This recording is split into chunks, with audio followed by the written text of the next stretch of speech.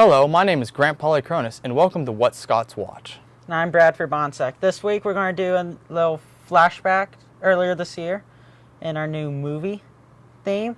For the next couple weeks we'll be reviewing some movies. We got a big one for you coming out next week. It's going to be a big one. Nice. Yeah, big surprise. It's going to be one of the first reviews on the block. It'll be cool. But so this week we're going to do a favorite from earlier this year, The Secret Life of Walter Mitty. So Grant, what's Walter Mitty about? I'm not exactly quite sure. All I know is this guy works at a newspaper, right? Yeah, he works at Life magazine. This is sort of hypothetical. But he kind of like envisions his life, like people he writes about. Yeah. Even though his life is pretty boring. Yeah, no, his life is apparently very, very boring. But he's working at Life magazine, and this is their transition from cutting the print edition and going online. And they send in a crew, and they are going to wipe out the whole entire team. But they want they need a picture for the front page of the final edition of Life, which will be very, very famous. And so Walter Mitty is the negative assets manager, and he has contacts like a famous photographer called Sean O'Connell, and he takes all these random cool pictures, and he sent him 25 pictures, but negative number 25 was missing. And it sends him on this weird adventure. And Walter has this tendency to like phase out often.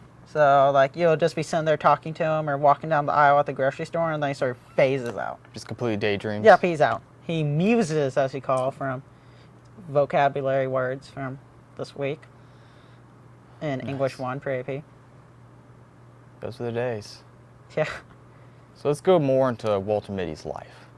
So yeah, Walter Mitty, he just had has a very bland, boring life. He like goes to work, he has his colleague, he goes home, he goes to work, he goes home. And so he's experimenting like with desk job, pencil pushing, nothing really. Yeah, no, exciting. he just he manages the negative film. Like back in the old days when we actually used film cameras. You have the negative film, you go off into a dark room, you develop it, and then you get the color he's in charge of. Chemically treat it. Yeah.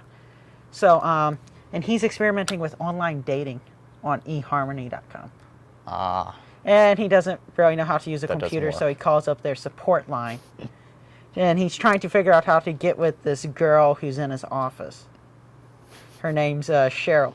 Well, okay, if she's in your future advice for any of you out there, not that I have any room to be talking here,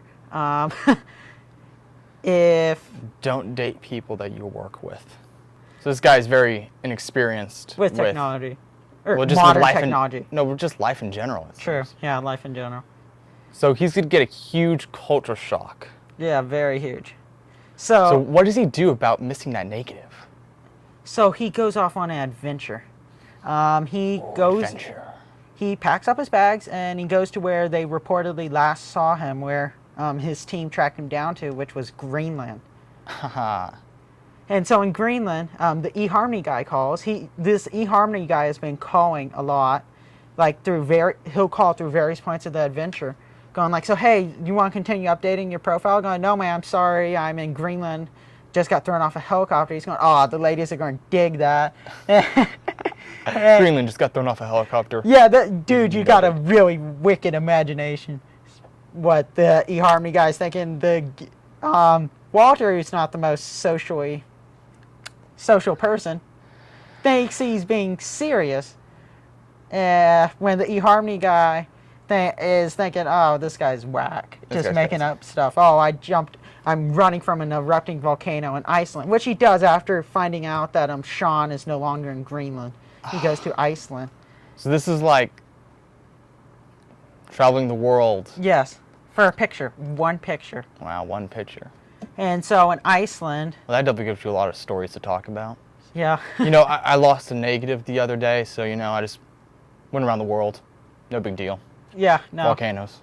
Always Died. Always back up your pictures, everyone. Back up your pictures. Don't have to go chase the world for them.